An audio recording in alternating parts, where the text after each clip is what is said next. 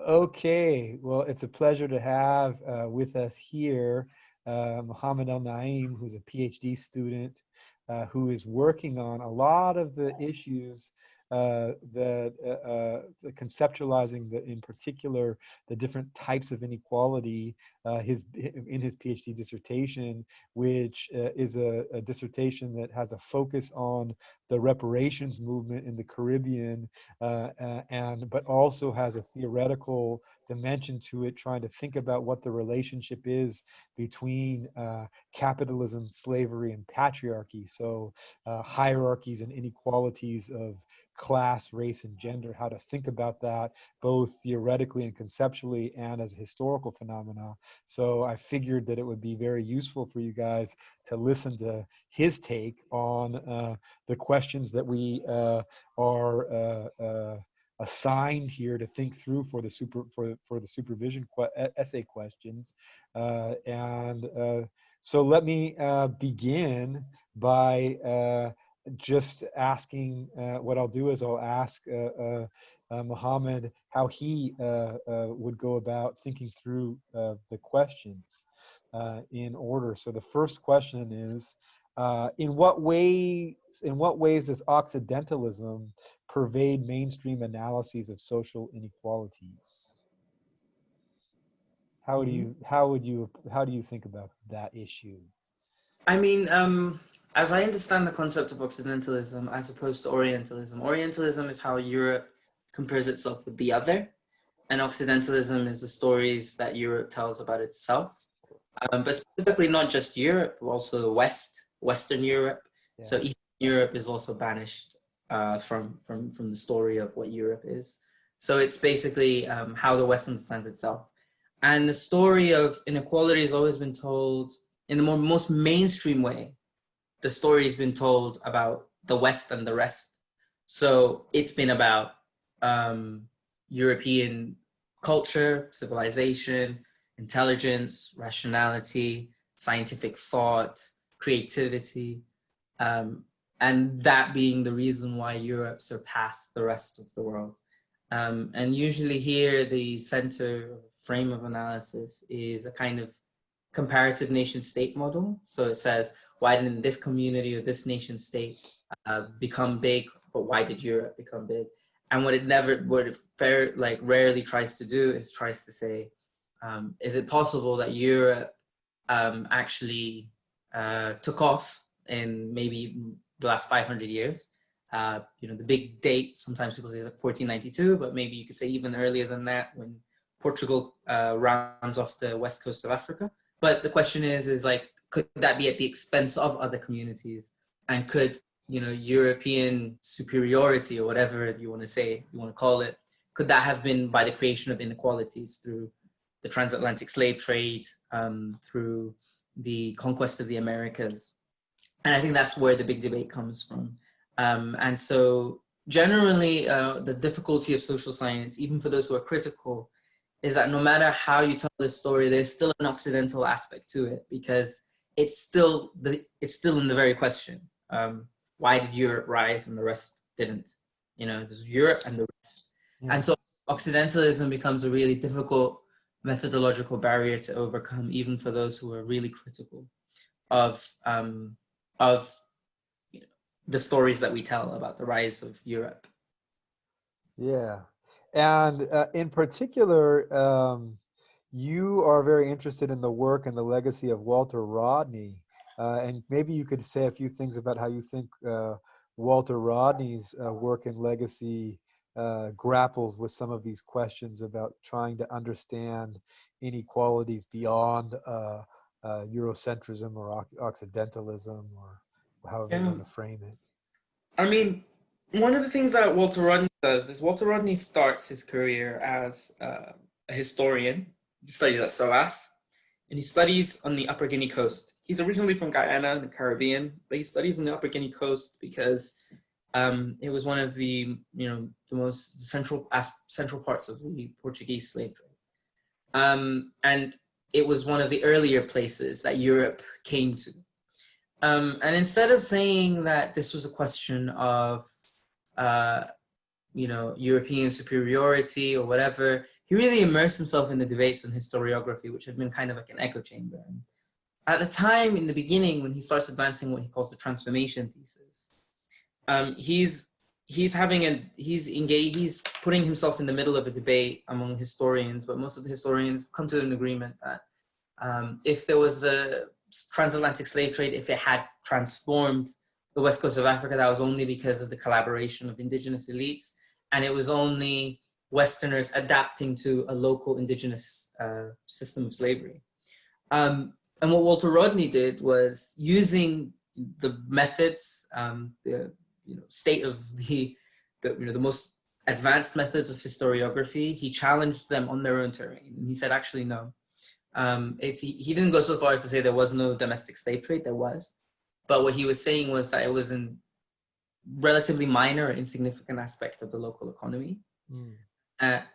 The confrontation with the West intensified it and made it marginal. It created a new elite which benefited from the transatlantic slave trade. And so what that meant was that the European encounter transformed the west coast of Africa. It didn't just tap into an already existing slave trade as if that was the natural development. Now, making this debate, he's still within the boundaries of mainstream historiography. But later on, he's more explicit in his magnum opus, which he writes. By this time, he's a Marxist, he's an activist, he's a lecturer in Tanzania, and he writes How Europe Underdeveloped Africa. And what he's doing is he's building off of the school of thought that was quite popular at the time, theory, which was also tended to be from these new Latin American countries, which were themselves engaged in struggles for self-determination, and were trying to retell the story of modernity by arguing that Europe as a core depended on the rest of the world as a periphery. And he takes that up and he combines it with his old transformation thesis. And he makes the argument, a very sophisticated argument, detailing step by step how Europe underdeveloped Africa. And so that basically Europe's development was based on the underdevelopment of Africa. And instead of making, also a way of avoiding the problem of Occidentalism, he tries to extract a kind of transhistorical framework that is something that exists beyond just capitalism, to say when one society engages with another society, when the two clash, if one of these societies is more economically powerful or has more power than the other society, either the other society is going to have to adapt to this society or it won't survive. So in either case, there's always going to be a transformation. And then he says on top of that, if the stronger society is going in the way of the weaker society, then it's already altering, it's getting in the way of that society's course of development. And what he's saying is this is something that happens even within Africa, with all of the different societies wrestling with each other and trading with each other and fighting with each other, figuring out whatever ways in which they deal with the clashes. But the influx of the Portuguese, especially because with the Portuguese and then with the Spanish, there's a formation of a whole world market.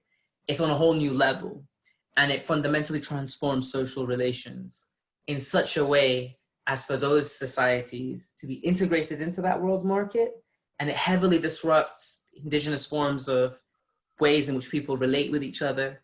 And what I say in the way that kind of inspires me is that it also tells us a story about how gender relations are transformed, how ethnic relations are transformed. And so instead of, one of the problems of an Occidental approach is the story of these societies, the irony of it is we're trying to rescue or vindicate these societies in our story, but these societies only come to being in the moment of Western contact. And what I'm trying to do is I'm trying to go back before the encounter with the West. And I'm trying to say, what were relations like before? And is there a common denominator? Do these societies go in a certain kind of direction in their gender? And that's how I approach the question of the relationship between capitalism and patriarchy, but also fundamentally slavery, because slavery was not only an important process in the Western encounter with the extra-European world, Yeah. it was necessary. Both transatlantic slave trade, millions of people that were taken from Africa, but also in the continent of the Americas, first with the enslavement of the indigenous population, and then with the importation of slaves from Africa. Huge demographic shifts, huge movement of peoples in ways that were quite unprecedented before this phase of European expansion. Yeah. So in many respects, your account is similar to the people involved in the decolonial turn, focusing on this 500-year history that opens up with the so-called discovery of the Americas, which Enrique Dussel re-terms the covering over of the other, as opposed to the discovery, the covering over. But nonetheless, it also is a story that you have a desire to go back even further, so that to really understand that transformation requires a deeper historical understanding of the nature of these social formations before the encounter with Europe. Absolutely. So, in that respect, it's reminiscent of, for example, some of Gunder Frank's later work, where he questions whether or not the world system, it makes sense to go back 500 years or 5,000 years, or as you know, our friends in the Kurdish movement, they like to talk about 5,000 years, very much influenced by the work of Murray Bookchin and the social ecologists as well. So yeah, very interesting, very interesting. Let's push you a little bit further on this question, which you bring up, how you think about the relationship between capitalism, patriarchy, and slavery in particular. So we can think of it as racial domination more generally, in relationship to the question of the concept of primitive accumulation. So the second question that is posed to the students for supervision essays is, how is primitive accumulation or accumulation by dispossession implicated in the production and reproduction of global inequalities? So if you could take a stab at that, I think that would be helpful. Yeah, I mean, if you see the earliest conversations about the importance of like how to theorize inequality, a lot of the conversations about how we talk about the formation of the civil society in general were conversations that began on the origins of inequality. So if you look at the work of Rousseau has in his discourses on inequality, the second part of that, he says that the birth of the inequality was when the person came and took over the land, and he said that this is mine.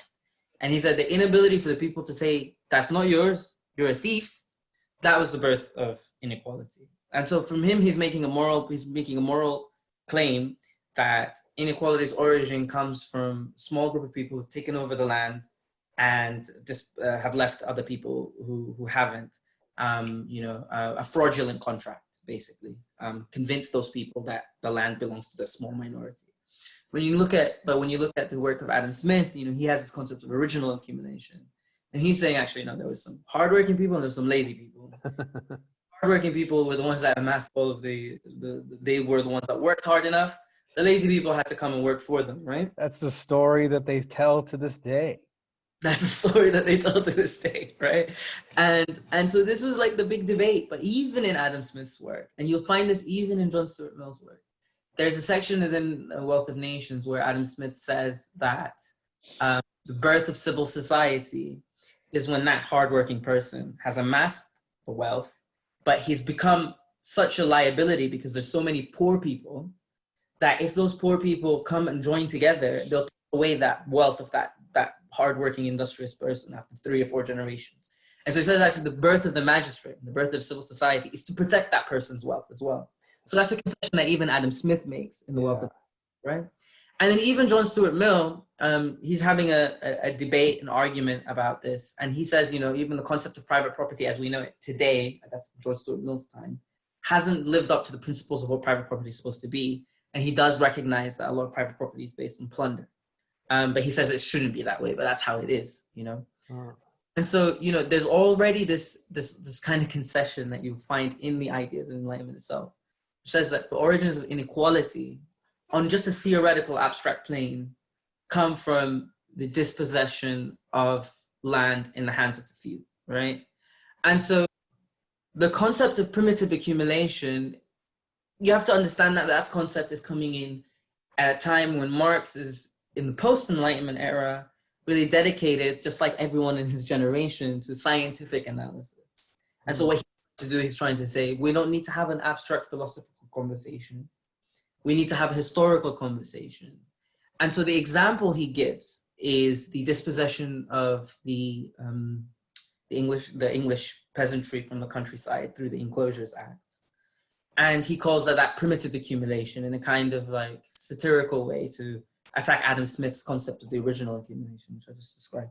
Yeah. And he uses he calls it the so-called primitive accumulation. So it's actually being ironic. And the reason why he's doing that, even if he's doing that, you know, what he's saying is not very different from what Rousseau is saying. So you can also see that just as much as he's critiquing that story, he's also historicizing a moral. That's right. He's making a historical argument that is infused with the kind of normative position that's Rousseau's normative position. Absolutely right. Egalitarian. And you know, he wouldn't admit that, you know, because that was the attitude at the time, you know, of. Though Rousseau had very problematic views with respect to the question of equality of women. Absolutely. Absolutely. Which, but Marx you know, is a bit better on. Definitely, but even still, Marx is not perfect. the best. Far from perfect, yeah.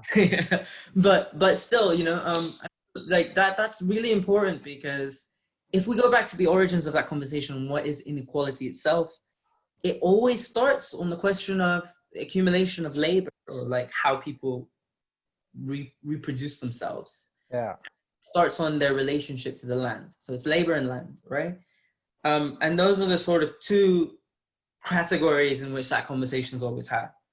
Now, the problem is that Marx himself's work was incomplete. A lot of his work, he made some allusions in Capital, some sections where he talks about the dispossession. He talks about, you know, the conquest of the Americas, enslavement, etc. But he didn't pay that much historical significance to that, and he paid most of his attention to the English countryside. English countryside.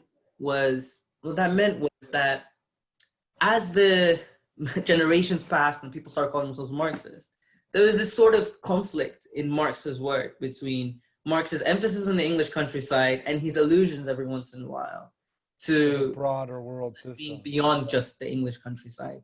Yeah. And what that meant was that there's always contested territory for like where the primitive accumulation happened. And so in the 20th century, this debate really becomes big. Because you have these people called the political Marxists, like Ellen Miskin-Wood, all of these different people, like Dobb, who was in Cambridge at one point. Yeah. And what's his name? That guy? Brenner, right. So there's that school of thought which insists and wants to consistently insist that the whole development of capitalism can only be seen in the English countryside. So that's not just a Eurocentric understanding of the history of primitive accumulation, it's an Anglocentric one. And then there's Anglocentric countryside. Anglocentric countryside. So it's a very small place where the birth of capitalism is. And then there's other people who are focusing on world trade, whether that's Sweezy or whatever. And that's where within that sort of framework, there's a lot of frustration, I think, from people who are not from the global north. So the whole debate itself is quite Eurocentric. And that's where you start to see the emergence of new concepts. Both even from the global north, you start to see around the 60s, the 70s, the 80s, people start to contest that story and try to tell a different story. And one of those different stories is a story, it actually started as a critique of Marxism, but it was still heavily influenced by, you could argue, Marxism, the dependency theory school that we were talking about. And that was Cedric Robinson's racial capitalism. And that concept was basically saying the Marxists didn't go far enough.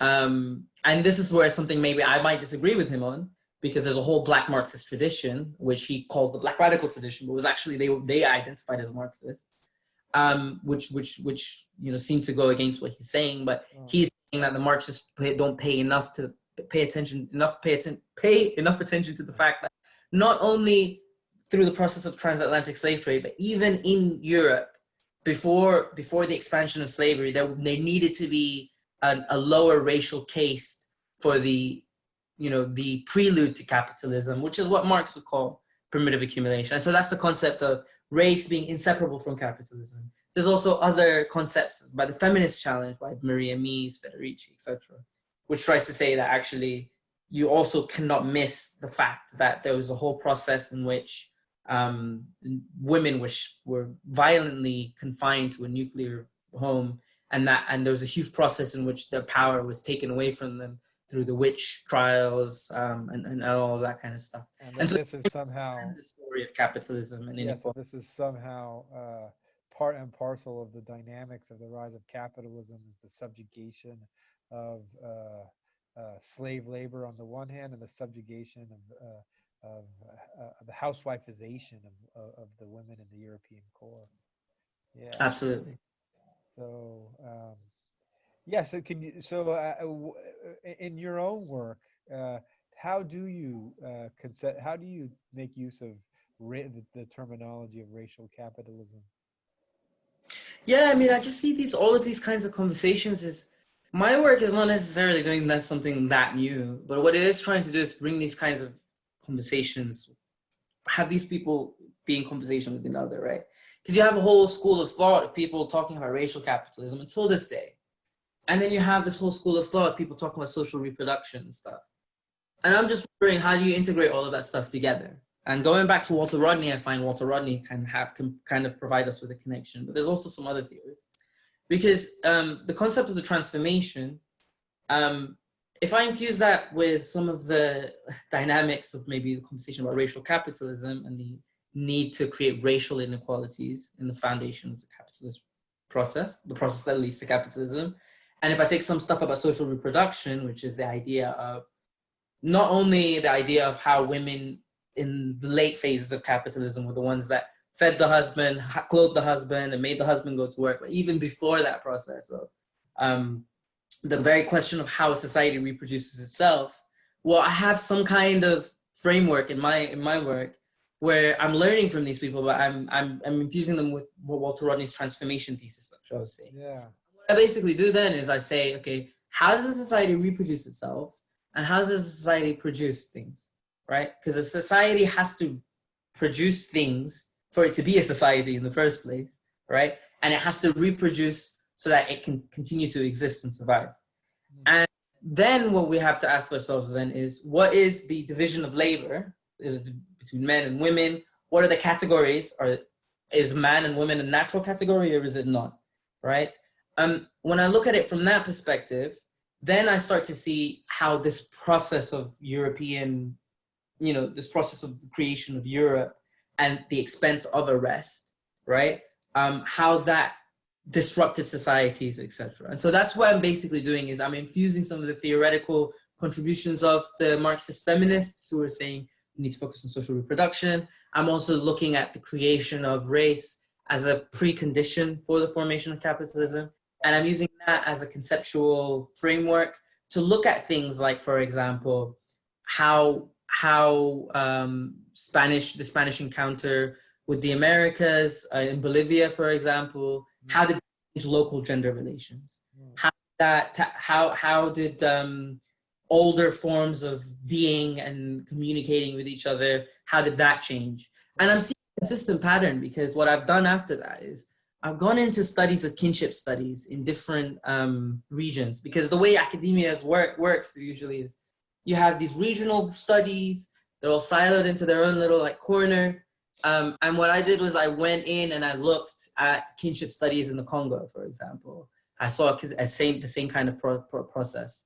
I went and I looked at the Incas, and I saw I did some research there, and I'm seeing similar kinds of process where gender relations and the gender division of labor rapidly transforms really quickly. That's not to say that it's not transforming before the European encounter, but it transforms really quickly. And in all of these different countries, which have nothing to do with each other, all of a sudden, we start to see the emergence of things like the nuclear family. We start to see the emergence of certain kinds of patterns of behavior. And there's no reason, there's no natural explanation for why a society in West Africa and a society in Southern America are developing similar demographic trends, similar trends of family formation, unless we look at the common denominator, and that's their European encounter. And so that's sort of, you look into the smaller dynamics and try to see things, the global trends, but using the theoretical innovations of these other groups who didn't focus enough. So the people in racial capitalism haven't focused enough on gender. Yeah. And the people focusing on gender and patriarchal capitalism haven't focused enough on race. But they both have really insightful theoretical innovations that are useful in us telling the story of the foundation of modern Europe. And so that's what I would encourage you as well, since we're thinking about the interrelation between these different kinds of systems of domination, the way in which they're co-constitutive of one another, is to think about as well the way in which these different axes are related to the subjugation of nature. So the domination of humans over nature, which I think has a lot to do with the contemporary climate catastrophe that's unfolding. And I think the work of Jason Moore, actually, his work on capitalism and the web of life, I think is a very useful with respect to bringing all of these things together and integrating it into a story about what he calls the capitalocene, his terminology in response to the discourse and debate about the Anthropocene.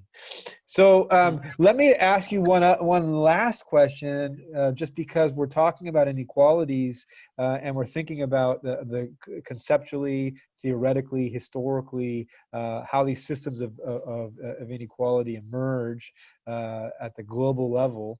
But let me ask you a little bit about your sort of more contemporary orientation with respect to the project of reparations. So if you could talk a little bit about how you became interested in that project of reparations and how it's related to this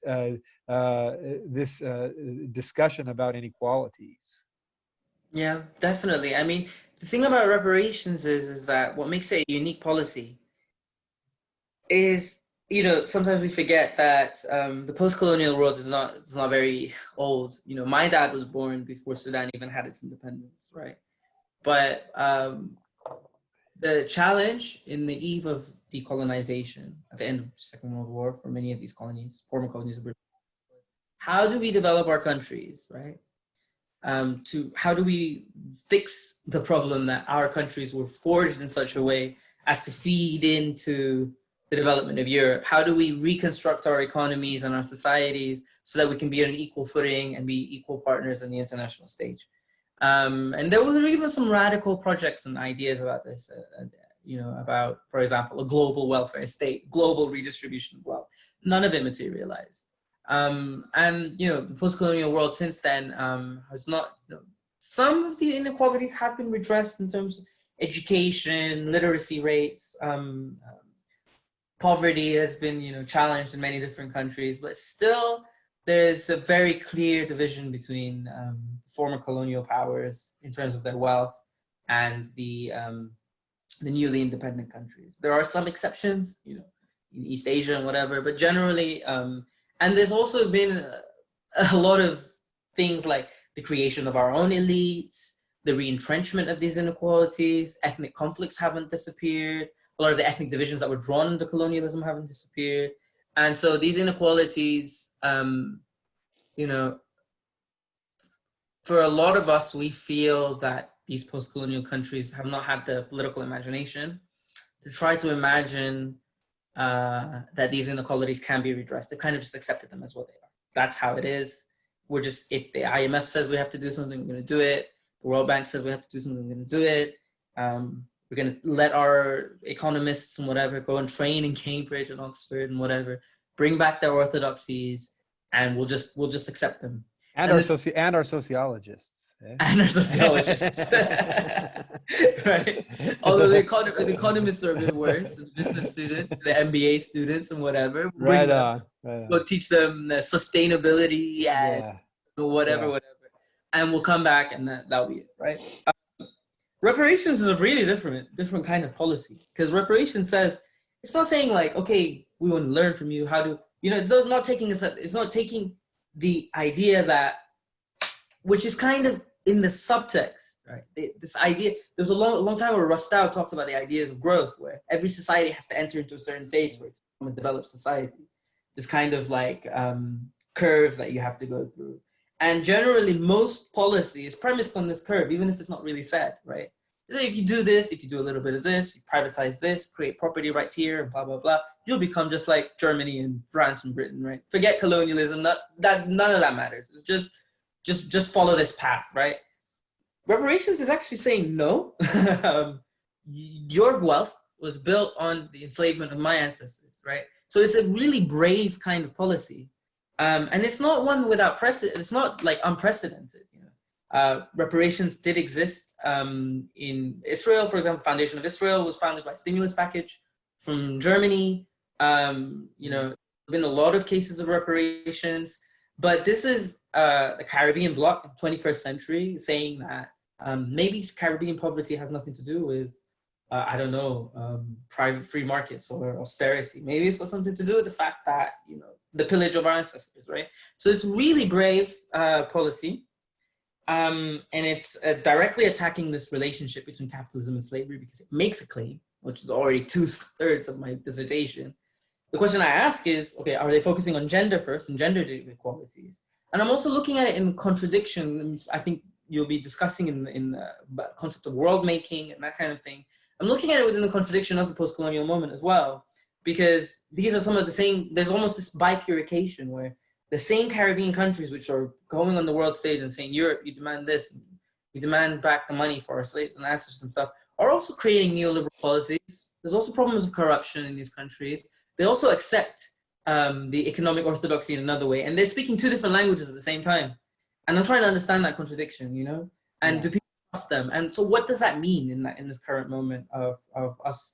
And the reparations policy is an example where, it's not like formal independence was the solution. And the fact that even countries at the government level, despite their flaws, are demanding back reparations shows that political independence did not solve the problem of global inequality. Yeah. And that's always a specter that's going to haunt Europe. There's an even bigger specter that will haunt Europe, but this is also one of them. So they're related specters, because in order to render the one feasible requires the other one to make its appearance on the scene. Absolutely, absolutely.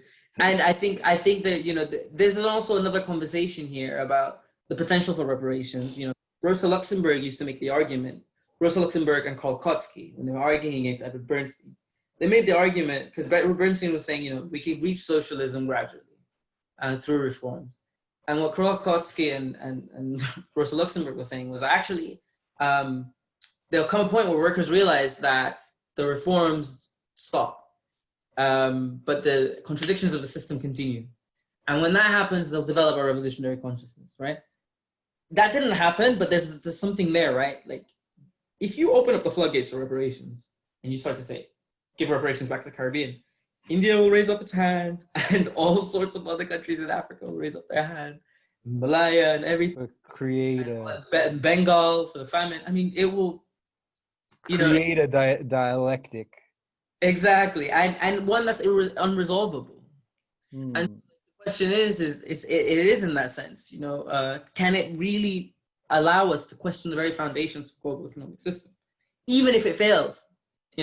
I mean, the likelihood of reparations policy succeeding, it could happen, but the reason why the conversation gets shut down very quickly whenever politicians are confronted by it is because if you open up one claim, you're opening up many more, and then you're basically questioning the very foundation of the story that we like to tell about economic development, which is that story that we talk about. Yeah, what I like about it's a kind of utopian demand, and in the good sense of the term utopian, for a variety of reasons. But one of the things about it, which I think is really important, is that, to get back to the discussion about the origins of inequality, that in most liberal theory, which is the dominant theory for the capitalist social order, there is implicitly a theory of just acquisition, that that wealth is got about in this just fashion, and it's attacking liberal theory at this crucial moment. So, if, like, for example, liberal political philosophy, Robert Nozick, in his really famous book Anarchy, State, and Utopia, theorizes a lot about this issue. And I think by putting the finger on where did this come from, this moment of primitive accumulation, so to speak, which wasn't a moment, in centuries, and ongoing in many respects.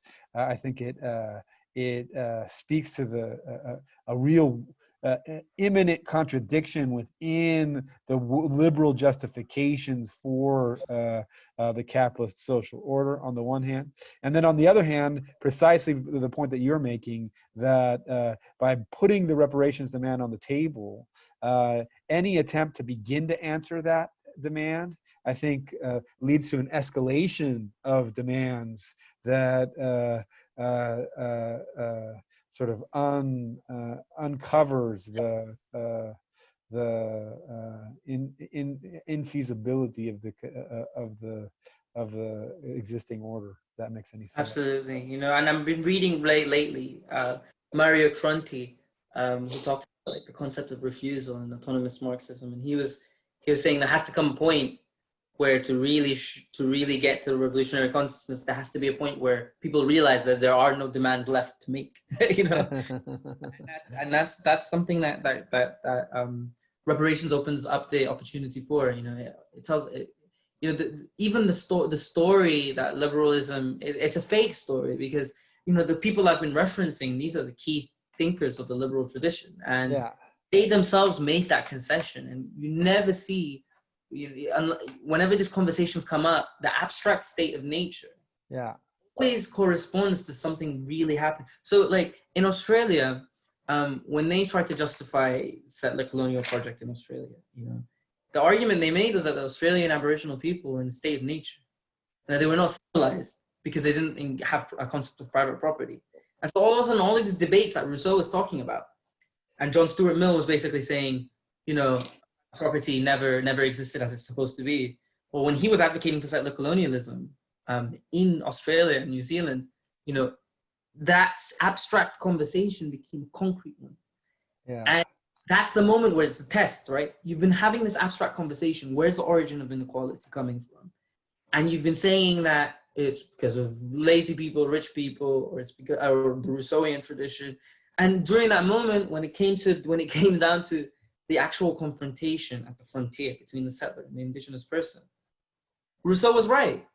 They went in, they literally said, this land is ours. You don't have a concept of private property. You don't have a concept of appreciation of property. We're taking this. And even John Locke's justifications for what's usable land, which went on also was a huge role, played a lot of justification for the taking land of Native Americans. Well, is it? You came in, you confronted this abstract state of nature in your mind, and you now's the test. And the test, when the moment of test happens, or like when the exam is happening, you go the Rousseauian route. You don't go the Adam. So it kind of shows that, like, the very foundation of all these liberal societies themselves, they've had to deal with this problem, and they've been dishonest with it. And so it's no surprise that something like reparations is going to come later. It's no surprise you have all of these movements for indigenous land. You have all of these struggles over pipelines, which also relates to the question of nature, because it's something that even the liberal tradition hasn't honestly reckoned. Confronted it honestly. And I also think, just on an ending note, that this whole search for the origins of inequality kind of denaturalizes what is often taken to be a natural state of affairs, and in telling histories in which inequality emerges at a certain point in history, then that also suggests that maybe we can have an end to inequalities. Yeah. So that's what I like about the broad ambition of your theoretical project, your historical project. Thank you. Do you have any last words for the students on this subject? No, I'm just saying it's a really exciting subject, and I would suggest just looking at it from all of the different perspectives. What I suggest, different people have different approaches. They look at the macro. For me, I like to look at the moment of encounter, micro stuff, and then start to ask broader questions. You can approach it from the opposite direction. Yeah. But that's the fun of sociology. You can approach it in different ways. Right on. Well, thank you, Mohammed, and we'll hopefully come back to have some more conversations with you for other lectures across other classes. All right. And I don't know if you're going to be doing supervisions on this SOC 3, but maybe Not sure. Quite busy on the thesis, ambitious yeah, thesis. good. Maybe you should. Maybe you should concentrate on the thesis. But students, if you're really pining to have some dialogue with Mohammed, you could find him. You can find Definitely. him Add me online. on Facebook. Yeah.